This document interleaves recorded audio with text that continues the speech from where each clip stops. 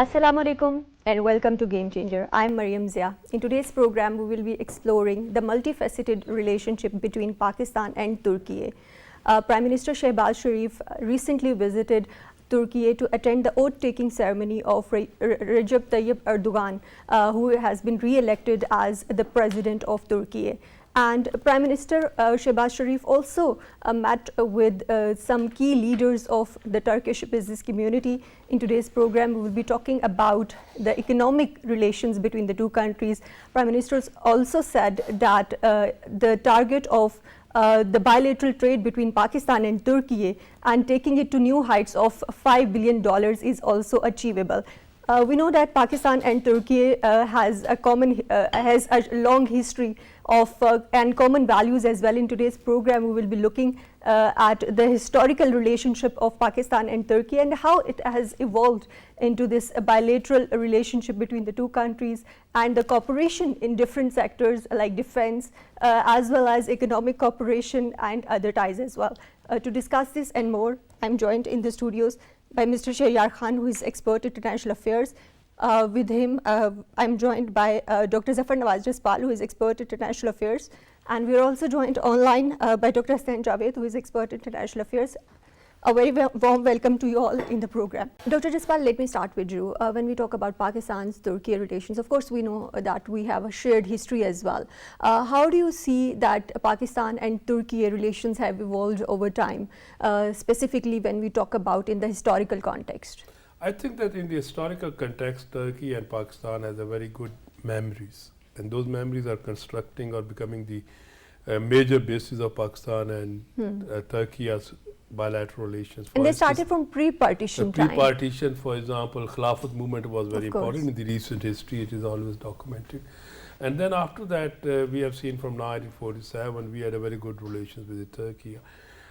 And even in our textbook and Urdu textbooks, there was a chapters about the Turkey, so that people should understand what is happening there. Besides this, when we look about the Turkey, we find that we have during the Kemalian period and later on, always the Turkish governments supported Pakistan's stance on the Kashmir. Pakistan's geographical integrity has been supported. And I think this is one of those countries where Pakistanis are respected, and at the same time we also respect it.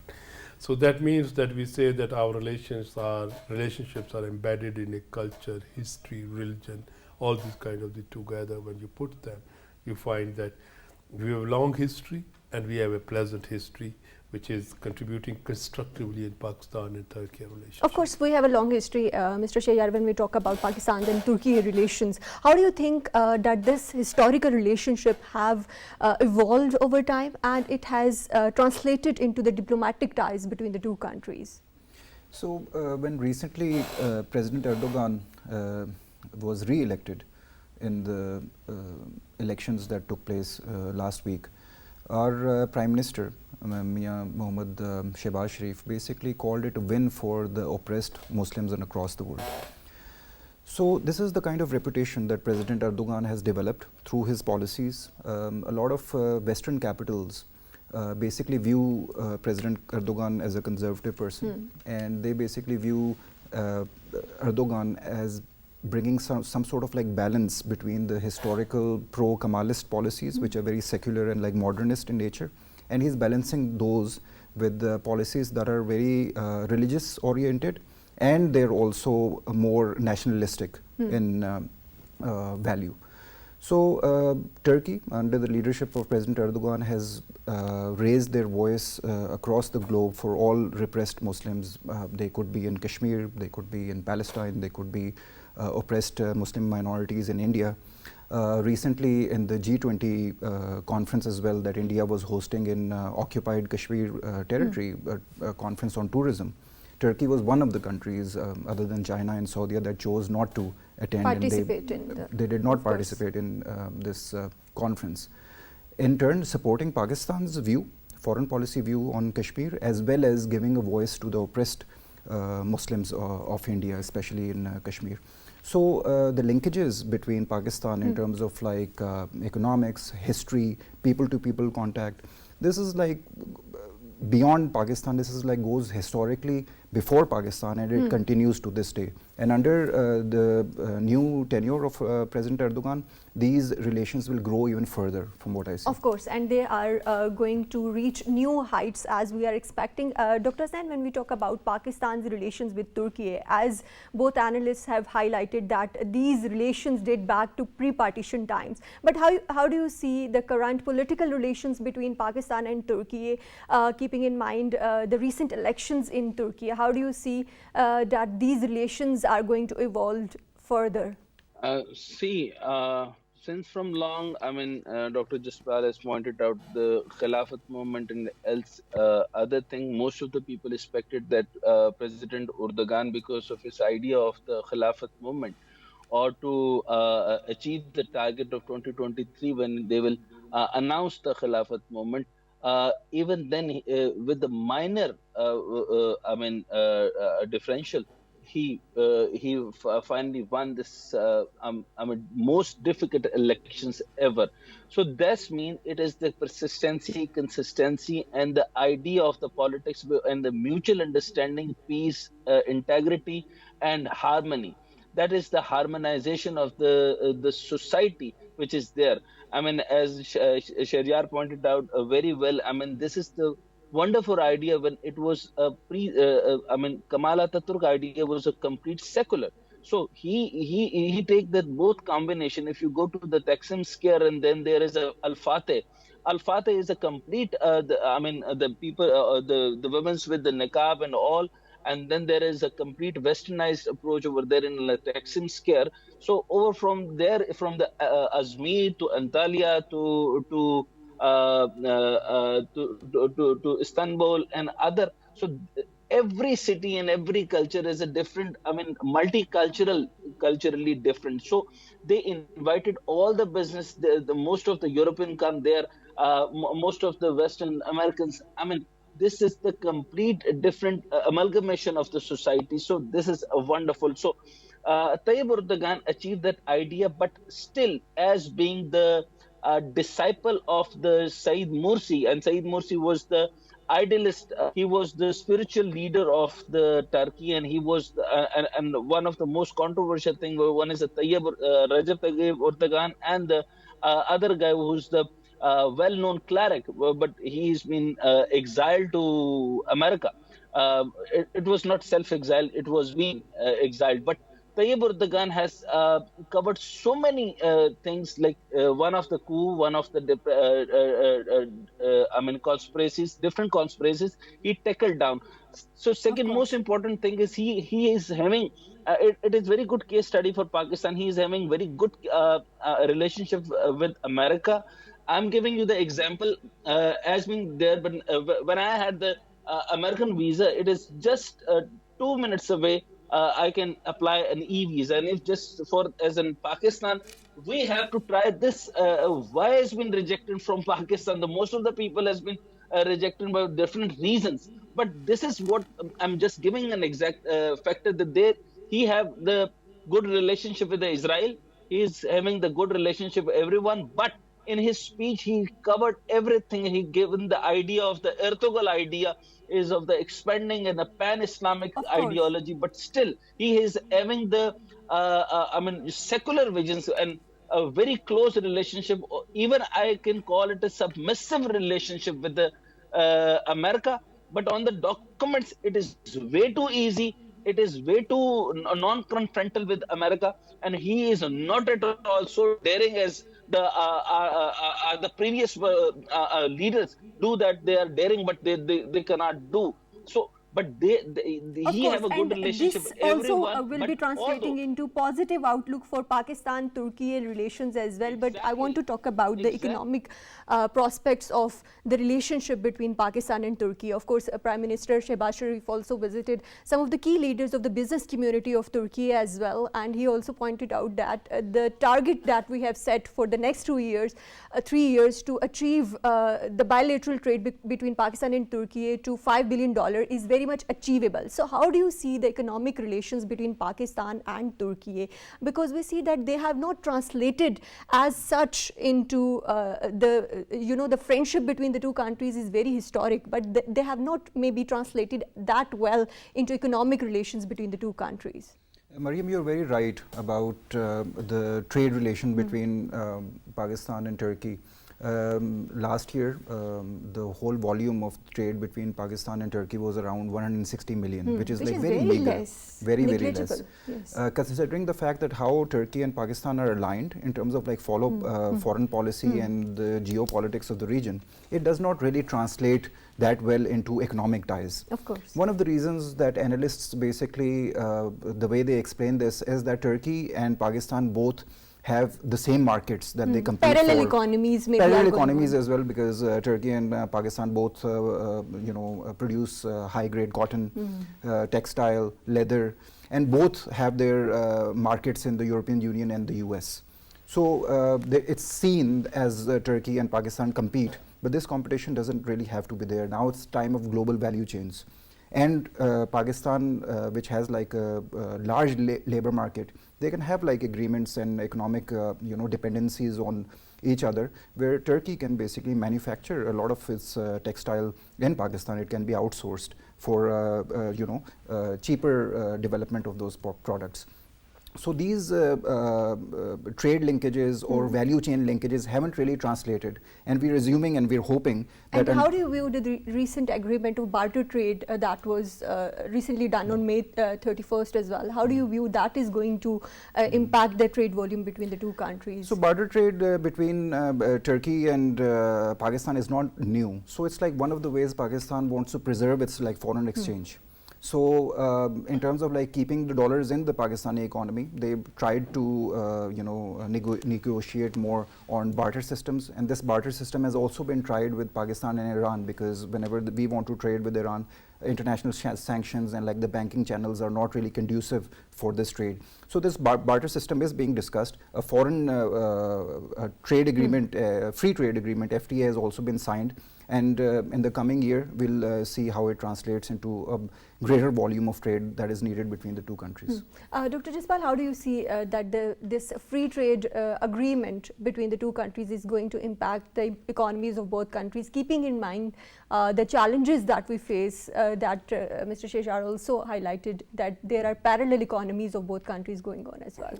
I think that the time has now come that even we have a parallel economies, we are able to achieve the 5 billion target which the Prime Minister very rightly referred. The reason is that now Turkey and Pakistan, they are focusing on the value-added products, and especially in the energy and transportation. Of course, there are some sectors that have been highlighted by Prime Minister as well, that when is he was IT, meeting agriculture. When he was meeting the chief executives of the various companies or the business companies in Turkey on the sideline of this you can say oath-taking ceremony of the President Erdogan, there he identified a number of the areas. He said, he started with this, he said that look, both countries, I mean the Turkey government and Pakistani government, they are having a very positive and constructive approach towards the investment, bilateral investment or individual investment. He also met the companies which are working in Pakistan and their chief executives, and encouraged them and identified and try to learn that what are the hurdles they are facing. But if you see that Pakistan is a big market for the energy sector investment, and Turkish companies are doing well. Second, if you see that within the food security, Pakistani now companies, Pakistani these layer farming is very much beneficiary of the Turkish technology, because the Turks have been doing a lot within this layer production, the farming of the egg production and how to preserve them. So that is another added value. Then we have of course, I do not find much space in this construction, because Pakistani constructor companies are there, and as Shehbaz pointed out, same as in the agriculture, but still we have a room for that. When we import number of the things, Pakistan is investing a lot on the food items, including the white, but we can learn from the Turkish while working together how we improve the quality and yield of our agriculture products. If we Turkey is a gateway to the Europe. We are a gateway to Central Asia and China. Turkey is now striking for the SCO membership or these kind of the things, especially because of the economics. And Turkey and Pakistan are in the ECO. Turkey and Pakistan are in the D8. Of course. So in that context, Turkey, Iran, Pakistan, so we are also a gateway. So of with course, that, I think that what you call it, the biggest challenge is that though we have a so cordial relation, but we have no shipping line together. We don't have connectivity also remains an important connectivity is the biggest problem. Of course. So in this context, I think that the areas which need both sides to explore, and definitely they are going to explore, and that those areas are with reference to this connectivity, so that the of course we will be talking about connectivity later in the program, but I want to talk more about these sectors, Dr. Sen, that Prime Minister has highlighted in his meetings with key members of the Turkish business community. He highlighted the need for trade and investment in the fields of agriculture, energy, information technology and construction. How do you see the prospects for investment in these sectors?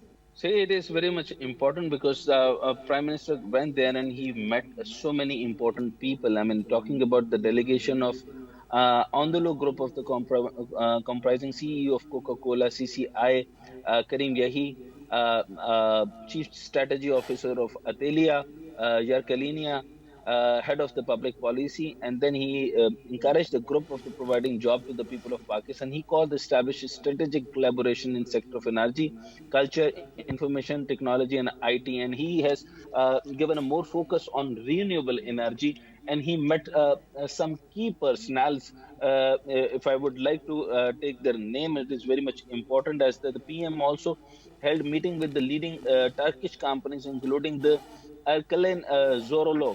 I have been there in that company. They wanted to invest in Pakistan, but we have some hurdles from the Ministry of Industries. So I always pointed out all these issues there. We have a biggest issue over there in the import and export department. We must have to realign and documentize all these issues so that hurdle can be investigated. So Arvelain and Lemek Dulsar Andalo Group, a Turkish Contractor Association of Pak Yatrim. So Pak Yatrim Contractor Group is the biggest construction group. He wanted to, have the biggest playlands over there, so waterlands, water parks, bigger theme land, and most of the construction wanted to go there, but most of their investment goes in Azerbaijan. So Azerbaijan and Turkey has a very good friendship, but what we did is in the trade exponential in 2006 from 17 we were in 27. Then it is in 2008 we were goes down in trade balance, which is what are the reasons and what steps are needed to increase the trade volume between these two countries? See, most important thing is we have to have the business commercial consulars over there, because our foreign office is incompetent, incapable for the business. I'm not talking about the Bilawal Bhutto Zardari. I'm not talking about the state minister. I'm talking about why they are not in compared to discussing with the Ministry of Industry. They are discussing with the Board of Investment. The incompetent people are over there, so they are not making the deal comes out. The most potential things must come out in Pakistan, and the most potential thing must goes out. So import and export balances over there. You talking about the, you have taken up the very good point over there in the barter trade. For barter trade, we have given the special order. What is a special order? They have no, idea of the special order for the bilateral trade between the Iran, Afghanistan, and one more country, and we are dealing in the some of the products, some of the petroleum, some of the energy sector, and what we are doing, 35% of the diesel was smuggled in Iran. So it is just because there of are, this. So, there are we a number of challenges going when to we talk about trade open the relations gates for between smuggling? Right. Please continue. So are we going to open up the sign? Of course not. So agreeing bilateral trade to fixing and giving the cover to the bilateral trade and the balance of trade crisis. We can come out of the balance of trade crisis with the barter trade, but we must have to finalize that are we giving the fertilizer, are we giving the fruits, are we giving the vegetables, are we giving the sugar, and how much of the quota, and on the basis of what we are taking the petrol. So very significant point is we must have to determine the value. If there is a volume and value on the rate of the currency, is that dollar, is that yuan, is that the Russian ruble, or what would be the bilateral balance? So they have no framework for the bilateral trade. Then you will see. Then we will see the 35% of the leakages on the diesel. So most of the oil and petrol and diesel come from the Iranian side. So why not we are making the deal? So as that in the Turkey, that is a professional trade agreement, and there is a trade agreement. We are not into the barter trade. So there are so many other successful case studies, even India, Dr. Vietnam. There are so of course, many. We know that Turkey is also looking to diversify its economic partners. How do you think Pakistan can make itself as an attractive destination for the Turkish these businessmen and investors? See, first of all, we need to have the free trade agreement as it was in 2021. So trade and economic relation, the agreement aims to boost the bilateral relationship. We have to do that. Then there are so many, expos. Expos cannot believe in me. You are always talking about the people-to-people relationship, connectivity, tourism. Their tourism is automatically very much high in that area. When the COVID was there, their tourism, they don't need us actually. So this is what I'm saying, that we should not submit ourselves to everyone. We must have to talk when our visa, when our people wanted to go there. Why people you reject our visas? Why so? I always travel on the American visa. Why on the Pakistan visa? So that's mean we must have to talk on the balanced basis. So balanced basis is under the PTA. Then is $1 billion import product, and we must have to have the balance it out. Then is the Pakistan as a grain market. We have to identify the markets, and we have to identify the areas. We have to ask them to come and invest over there in CPEC and economic zones. They must have to come and have the diplomatic ties, and then the both of the commercial consulates between the Pakistan and Turkey must have to engage themselves in the development areas and the construction. As I told you, the Prime Minister Shehbaz Sharif has told them the Turkish, but not just to impress with them and to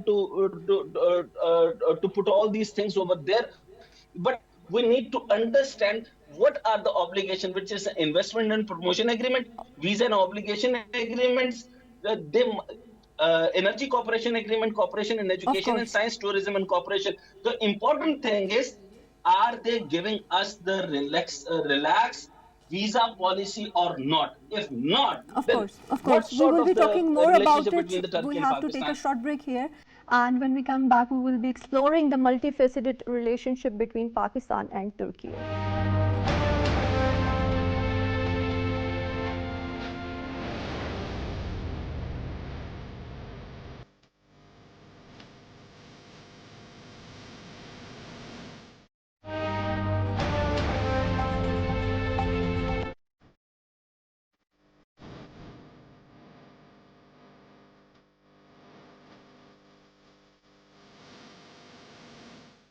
Welcome back. We were talking about the economic relations between Pakistan and Turkey. And when we talk about economic relations and improving the trade volume between Pakistan and Turkey, of course, connectivity plays an important role. And talking about connectivity, China-Pakistan Economic Corridor remains an important initiative for improving the trade volume and connecting different regions. And Prime Minister Shehbaz Sharif, when visited Turkey back in November 2022, he invited Turkey to join CPEC as well. How do you view that Pakistan sees potential of Turkey's investment via CPEC in different projects?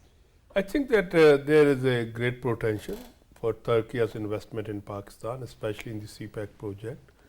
There is also requirement for the Turkey, because Turkey is also focusing on beyond Europe now, beyond Central Asia through its Georgia side.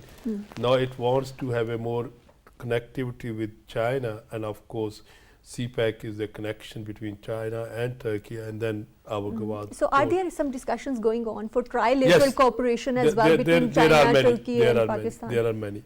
If you see that generally, when we look about discussions started from the RCD, evolved into the ECO. Economic Cooperation Organization, ECO, and now Turkey is also looking about the SCO. Of course. And in that context, definitely. And Turkey and China are also developing their relations. But here we have to also make it clear, Pakistan has to bring shift in its own attitude and behavior. If you see that we are not focusing on the value-added projects, or in our industry, we are still relying on the outdated. When you focus on the Turkey, because when you say parallel economies, Turkey has a lot of, but our business community failed to invest in Turkey. The reason is very simple, that our business community has failed to add any value in their products, even in their own country. So this is the first point. Second is, it seems easier to say on a visa connectivity, but we have to not forget, Turkey is a, you can say, threshold to enter to the Europe for all kind of the illegal migration. So the problem with the Turkish people is that government is that they cannot open up or facilitate you in a manner we can facilitate them. Normally in the visa processes or these kind of things, reciprocity is there. But Pakistanis have to realize how much illegal migration is going on or taking place. People are going through the Russian mafia to Italian mafia to the Europe, and going through the from Iran to Turkey, from Turkey to Greece. So we have to be very realistic in this context. Of course, whenever the Pakistanis are possessing EU visa, I mean Schengen or the US, you don't need to visit the embassy. You simply put on it and you get the visa. So Turkey is very facilitating in the visa section, but of course, if we expect that on the arrival or on these kind of the things they will give, we have to be very careful. And second is, in this context, of course, now coming back towards your connectivity, Pakistan is a hub today. It's a pivotal state for Euro-Asia, for Central Asia, for South Asia. And if you see road connectivity, Turkey, Iran, Pakistan, China, this is a CPEC in between. And then we have economic zones where Turkish companies, I think, have a great interest. Of course. And Prime Minister Nawaz Sharif, when he was talking with one of their construction companies, and also, and there is a new foundations are coming to engage the girls in the scientific evolution or these kind of the things. Of course, I think that Pakistan's focus on the Turkish market, especially attracting foreign direct investment from there, Pakistan is you can say for Turkish investment, there are many opportunities. Of course, there are a number of opportunities, and talking about connectivity, in addition to CPAC, there are also potential for air connectivity as well as maritime connectivity as well. What are the prospects for connectivity via these routes? And also in addition to that, how can Pakistan leverage Turkey's strategic location to get into European markets and sectors? So, Mariam, that's a very interesting question. I would like to take Dr. Jaswal's point forward, which is very important in terms of migration, in terms of illegal migrants, and in terms of refugees as well. So we have to see in the backdrop of the recent elections that happened in Turkey, President Erdogan's main competitor, his name is also Mr. Kemal, his whole electoral campaign was very anti-immigrant, and it was also very anti-refugee. So right now, Turkey, as a point of background, hosts around 3.6 million refugees. This is the second largest refugee population in the world. And historically, Pakistan has hosted a large number of refugees from the Afghan origin. Of course.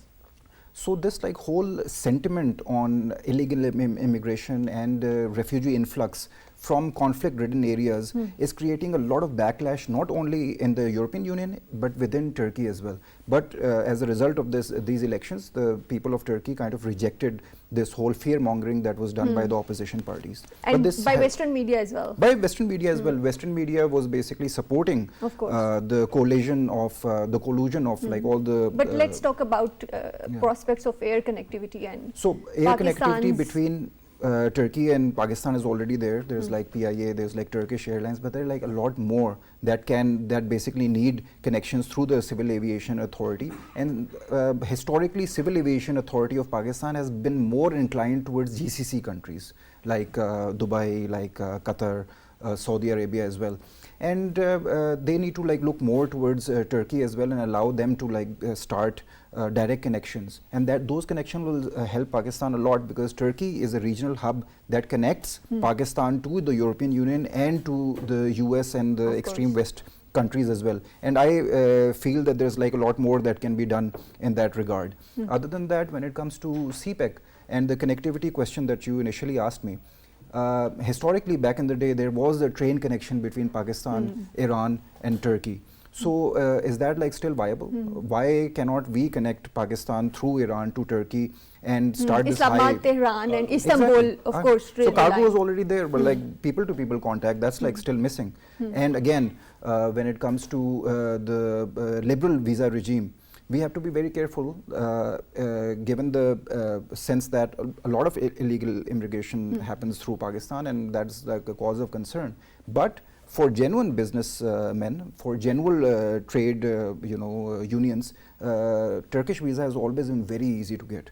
So it's like up to the Pakistani market to tap into the Turkish market, and that also has been historically lacking. So there are a number of challenges as well, but how do you see the future prospects of economic relations between the two countries? And like we discussed that ITI, Istanbul, Tehran and Islamabad railway line can also be revitalized for enhancing the connectivity. So what needs to be done? So Mariam, that's also a very good observation on your side. Recently, as we've like discussed in the program that we did on SEO as well, Turkey is like vying to get the full membership of SEO. Of course. And that is like one regional connectivity hub that is very important to bring Turkey and its investments into this area. Again, SEO and the whole BRI CPEC framework gives Turkey a very lucrative opportunity to trade and enhance their relations to Central Asia, and they can China also as well. China, definitely a very large market that Turkey would definitely want to tap, and to Southeast Asia as well.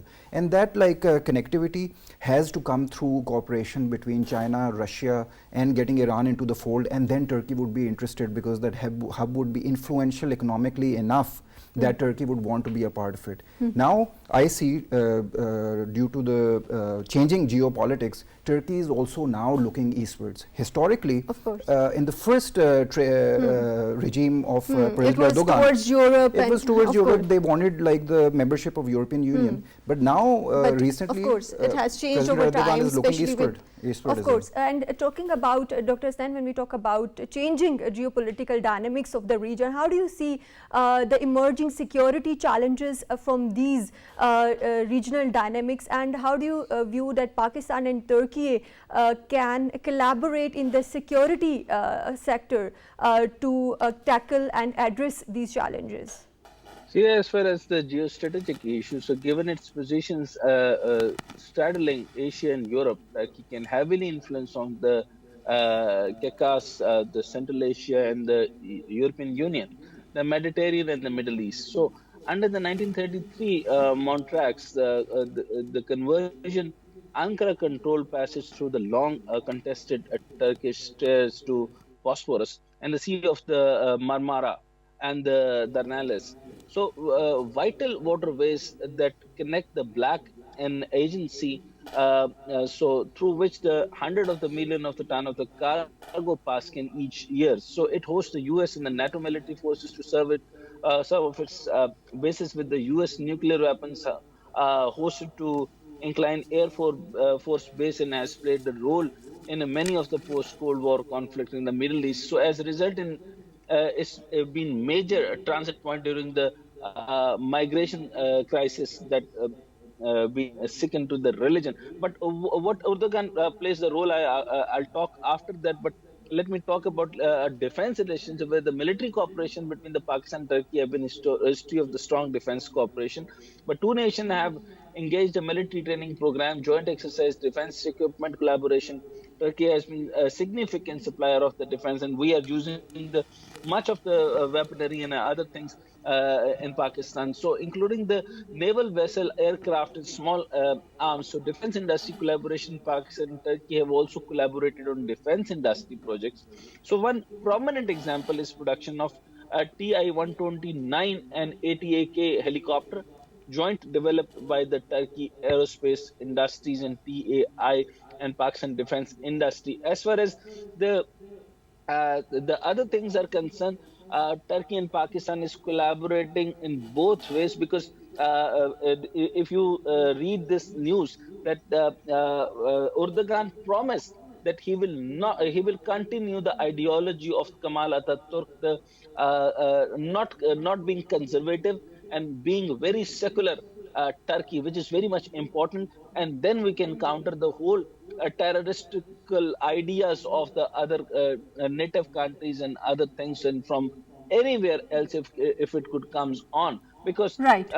it is very important, because Erdogan and his AKP conservative party with Islamic root came to power in 2002. So following decades marked by the political instability and financial crisis, the foreign policy of AKP motto was a zero problem with the neighbors, zero problem with the neighbors. So it is very much important. So now Turkey has launched a military intervention in country, including the Azerbaijan, Iraq, Libya, and Syria. Right. Supplied the partners Right, such as that's what Turkey I and want to Ukraine. ask you And now they about, Dr. also San, that understand Turkey that is they playing have an to. important role in these regional conflicts as well. So how do you see the Turkey's role in these regional conflicts, and how do you see that the foreign policies of Pakistan and Turkey may align in such conflicts? So this is very much important question, right? See, as tension with the West persists, Turkey is exploring other relationships, particularly with the China and Russia, and it happens bluster with the ties with the Beijing, which became the Ankara's largest import partner in 2021. So it is very much important that they are having the relationship, and they are sublining that tensions between all the region, and they are in the relationship particularly with the China and Russia. And now, same as the way we have to be, we are with the China and Turkey, but persistently by our whole conviction, we must have to have the good ties and the perfect ties within the China and the Russia, not just in the way of the bilateral trade or other, but in a different strategic way. So I'm not talking about the bloc politics, but it is there. So Of Turkey course. is going there, and he has seen the behavior, and the behavior was very bad with them. So as the whole clue goes on, and they step back from that line now. Uh, we continuously talking about the regions, hundreds and thousands of the issues I have seen.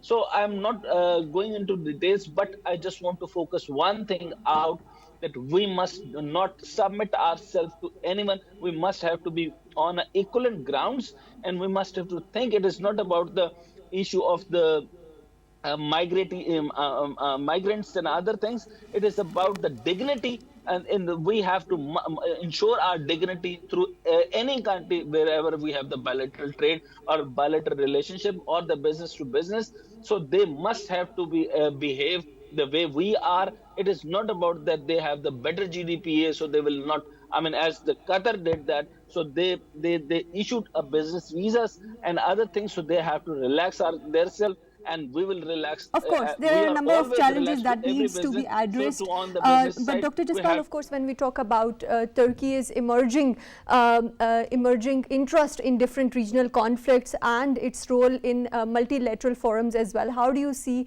that Pakistan and Turkey can collaborate on different issues when we talk about regional conflicts as well as some international issues like climate change as well? We keep on talking about. We celebrated World Environment Day today as well. So how do you see that both countries can collaborate on different international issues and regional issues as well? I think Turkey and Pakistan have a common interest and convergence of interests. These interests have been reflected at the OIC, United Nations Security Council, climate changes, D8 or ECO. Having said this, when we look about the Turkey and Pakistan relations, there are common areas, for example, where we are able to work. For instance, Turkey is in a position to play a role in Ukraine and Russia conflict. It maintains a good relations with Russia. It has purchased as 400 missiles from Russia. Despite being a member of the NATO, it has also a good relations with the Ukraine. Similarly, Pakistan has a similar kind of the balanced approach.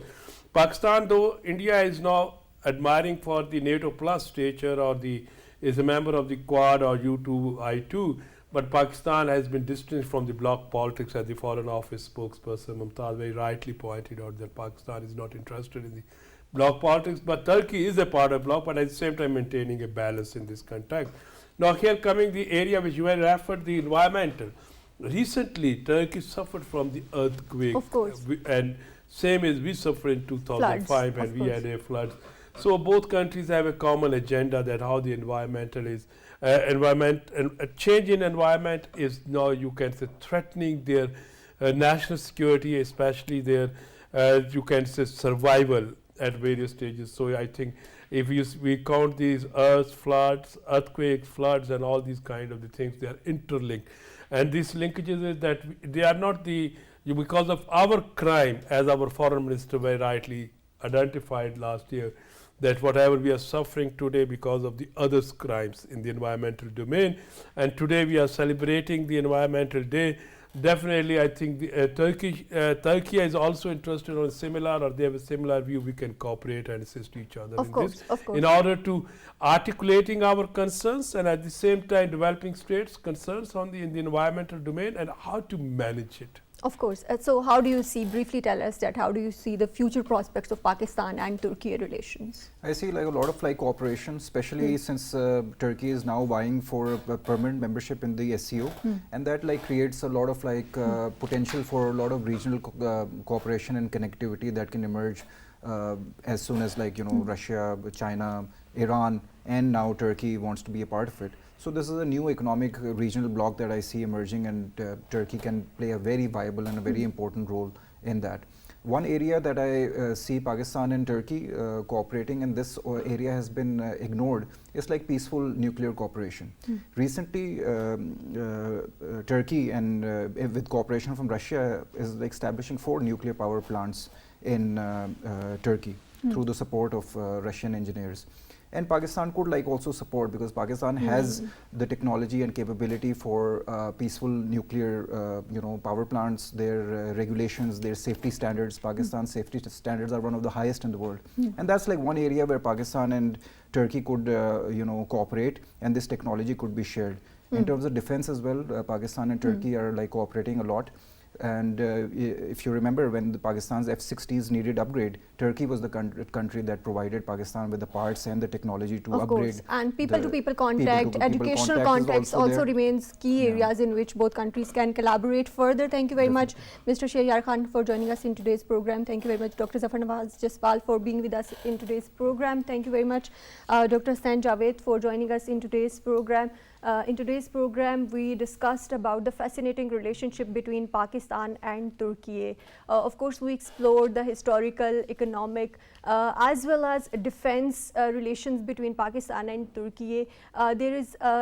There are a number of challenges when we talked about the economic relations between the two countries, and there is a lot of potential that remains untapped. And by exploring new opportunities and by addressing these challenges, both countries can take their relationship to new heights. That's all from Game Changer tonight. Take care. Allah Hafiz.